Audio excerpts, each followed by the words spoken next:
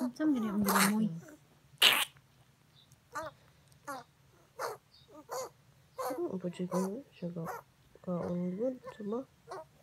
Ngani gig kaon siguro ang mga sige usap-usap ang kita ng punitan.